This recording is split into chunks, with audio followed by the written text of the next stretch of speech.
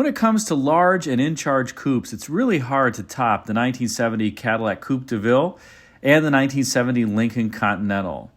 Now, while these vehicles were not the longest Cadillacs or Lincolns made of all time, there were others. These have to be some of the vehicles that appear to be, just visually, the largest ever made. And of course, for 1970, there was the Cadillac Fleetwood 60 Special, which was bigger than the DeVille, but you couldn't get that in a coupe. You could just get that in a four-door sedan. And we want to talk about large and in-charge coupes specifically. And I think that these two vehicles really represent the pinnacle if you want a car that just is massive in size and shows off wealth. It's pretty hard to top the 1970 Cadillac Coupe de Ville and the 1970 Lincoln. So we're going to talk a little bit more about each and then discuss which might be better for a particular buyer. So stay tuned and let me know what you think in the comments section. Let's begin with an analysis of this beautiful 1970 Cadillac Coupe de Ville that you see here. Now let's start with this awesome kind of offset front view of this particular 1970 Cadillac Coupe de Ville. What a beautiful, beautiful vehicle. The car was revised for 1969, and Cadillac would go away from the vertical stacked headlamps back to the quad horizontally oriented headlamps. And the 1969 is a good-looking car, but I think the 70 really just got it right with the correct grille texture up front, as well as some revisions to the cornering lights that I think just really put the cherry on top of the sundae, if you will, in terms of this styling that was made to make this vehicle look massive. Now you can see from this particular view that this has a very non-GM-y trait up front. And what do I mean by that? That is this almost perfectly flat front fender. Notice that the fender edge, the leading edge of it, is basically flat with where the fender mates up with the A-pillar. This was not something that GM often did. There was often a lead-in, kind of a subtle lead-in to the fender, and it would gently rise. Now, at the other side of Detroit, in Dearborn, Michigan, this actually was a very Ford-ish trait, this flat fender that you would see on many Fords at the time, in particular Lincolns like the Lincoln Mark III.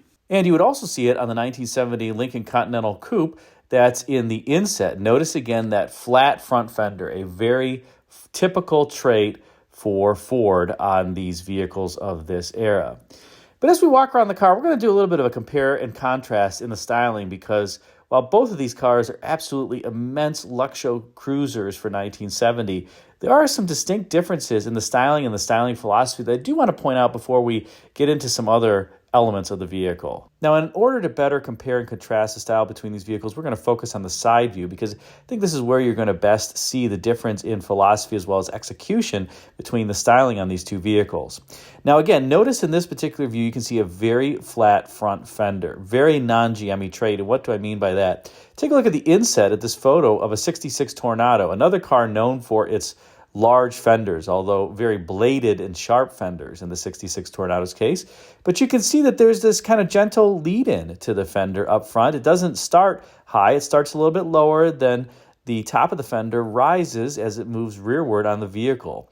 In comparison to this 1970 Cadillac, where it just kind of starts high and ends high near that A-pillar section.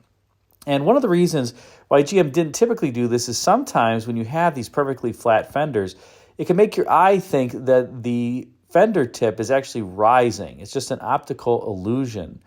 But this is something that they elected to do on this 1970 Cadillac. However, as you move rearward on the vehicle, you can see that the Cadillac has quite a bit of surfacing and various radii and fillets all throughout the car. So radius is a surface that is convex, and a fillet is something that is concave. Now take a look at the surface that's formed by the start of the fender going rearward. You can see kind of creates this diving, well, let's call it a surface that goes all the way back on the vehicle, back to the tail lamp. But see how this surface really transitions. At the front of the door, it's a radius. You can see it's a convex surface, and then it gently fades out. And by the time it's hitting the quarter panel, there's now a fillet above that surface, where the top of the quarter panel kind of mates up with it. as it goes rearward and starts to form that diving element to the surface on the side. At the same time, you have that surface that's diving downward, particularly on the quarter panel there. You have the belt line kicking up near the rear quarter window, and the deck lid on this Cadillac is quite high, giving that back portion of the roof a very small C-pillar relative to the overall height of the vehicle.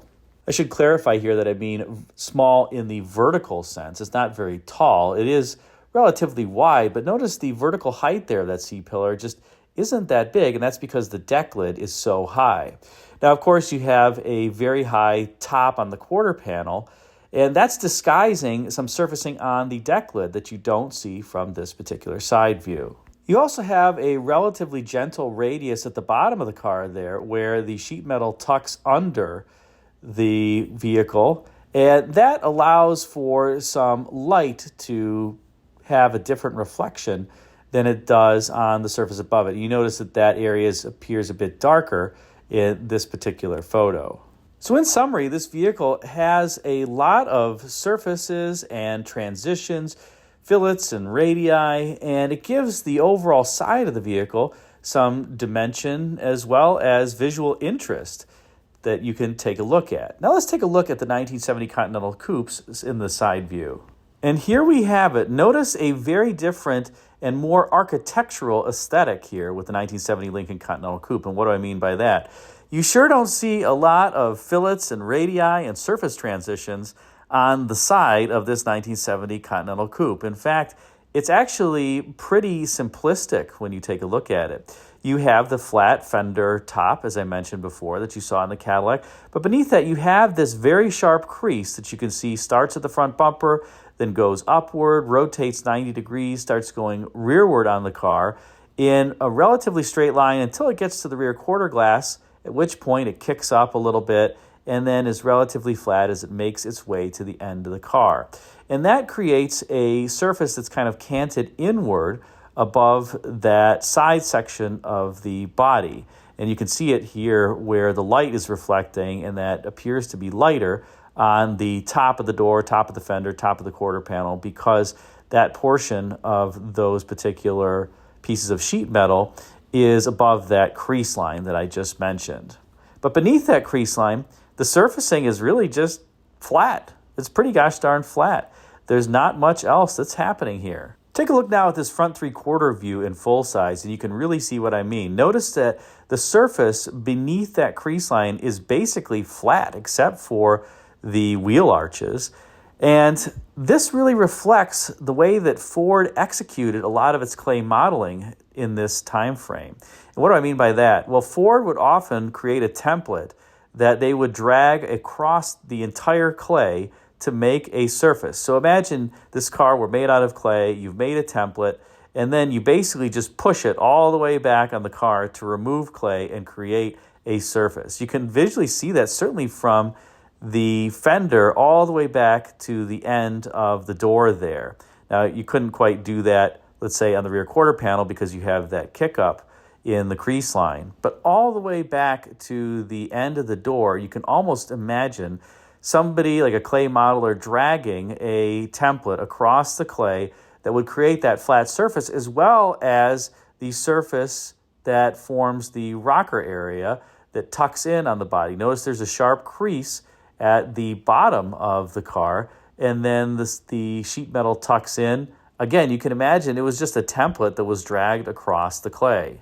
And if we look at that surface that goes from the fender and back through the door, there's really no fillet or radius to speak of on either the fender or the door, except for the wheel arch there that is a kind of slight fillet that you can see as it bows out and away from the body. So this really exemplifies the differences between Ford and GM styling. Now you can see on the hood and the header panel and the front of the Lincoln, there's not really a drag section up there, and I would guess that the clay modelers just put more effort into the various surfacing elements on those particular areas of the vehicle. But once you kind of see this philosophy difference between Ford and GM styling, you never really unsee it, I have to say. And it will form the basis of your styling opinions on Ford versus GM for years to come. Now, I think the Lincoln is a handsome automobile. I own a 72 Continental Coupe, and I love it. But it is just different, and it's more architectural than what GM was executing during this time frame. And if we look at the rear three-quarter view on this Continental Coupe, you can just see exactly what I was talking about, perhaps even a bit more. Again, a very flat surface there on the side of this vehicle below the crease line. You can imagine a template dragging across the rocker, forming that area that tucks in underneath the body. It's just, like I said, almost like a template was dragged across the clay there. There's no difference between the surface where it starts behind the front wheel all the way back to where it terminates ahead of the rear wheel. And then obviously a similar surface occurs behind the rear wheel. So just an amazing difference in philosophy between Ford and Cadillac. Now, the other thing I will say is take a look at the deck lid on this Continental Coupe. And you notice it's pretty simplistic. It just has that radius where it bends over down to mate with the bumper. It has kind of a subtle crease that runs in the middle of it. But other than that, it's kind of an uneventful deck lid.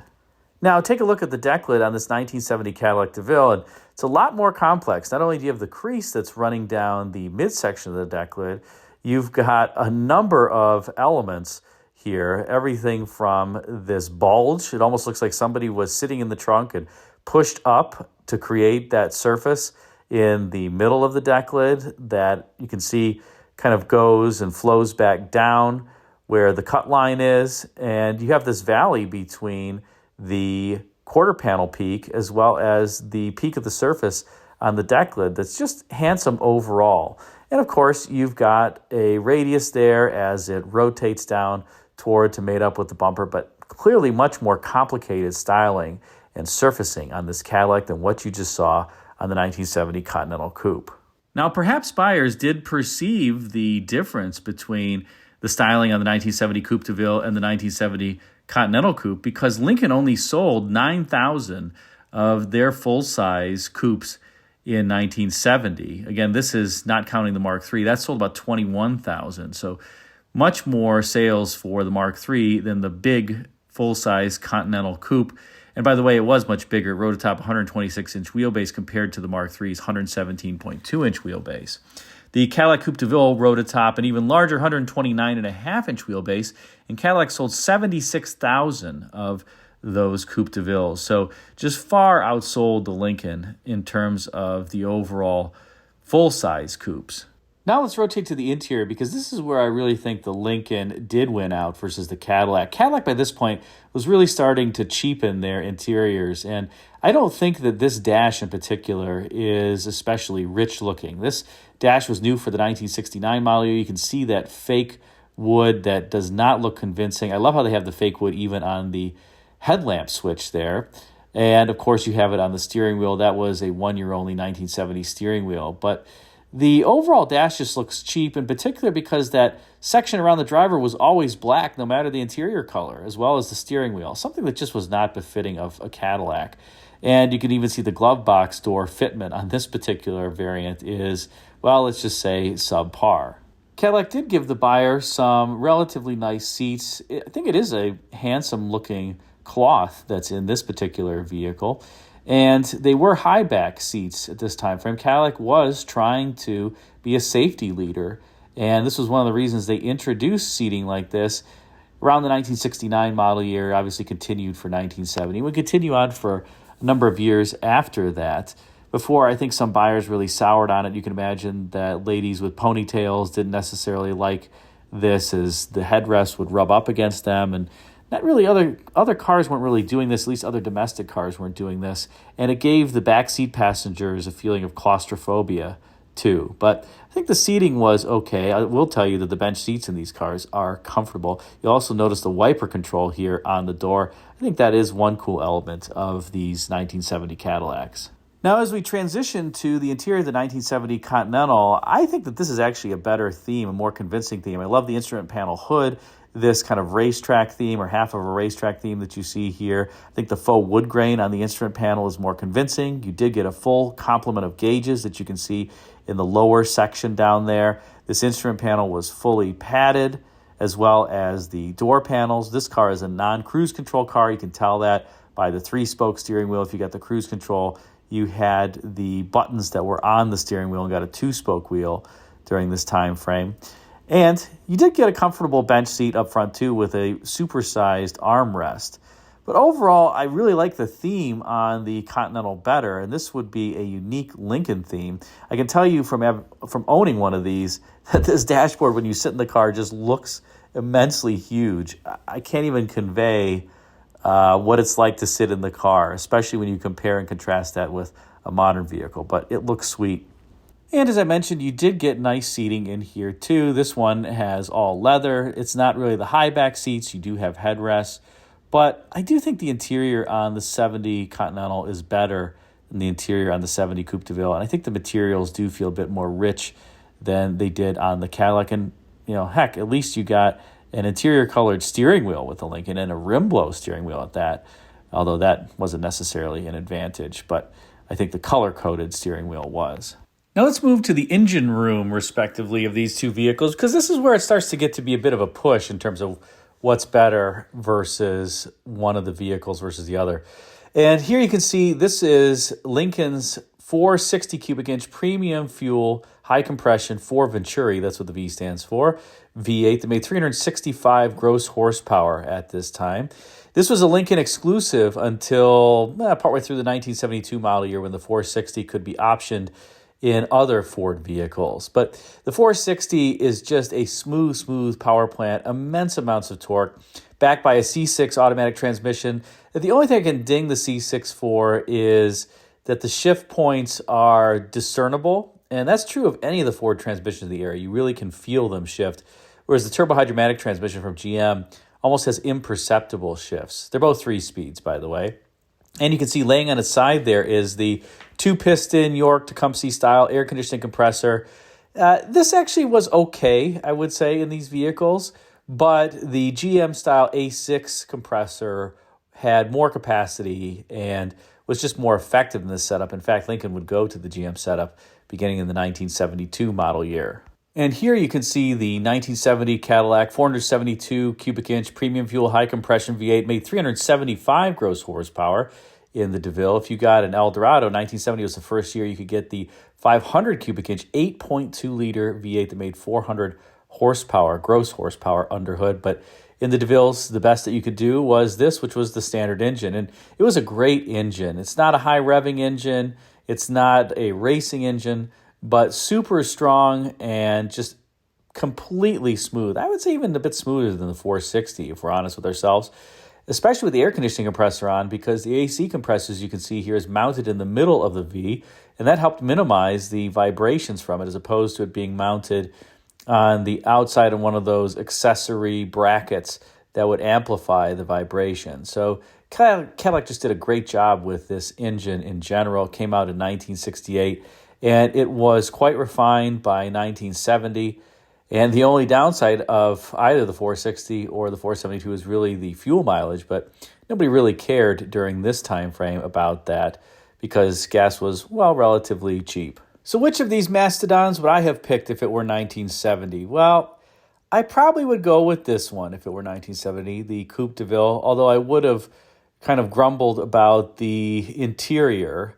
But that 472 cubic inch V8, the smooth turbohydromatic transmission, and the styling, I think, of the 70 Cadillac probably would have lured it. I would have been attracted to it more than the 70 Continental Coupe. That said, I love the 70 Continental Coupe, and I think a few years later, that Continental Coupe really wouldn't change all that much, just some minor styling updates. But Cadillac would come out with a new version of this Coupe Deville in 1971, and that 1971 version, I think, was a downgrade versus the 1970, so I probably would have switched to Lincoln at that time. But what would you have done? Put a comment in the comment section and let me know. And let me know what you thought about the styling analysis, too. Thanks again for watching.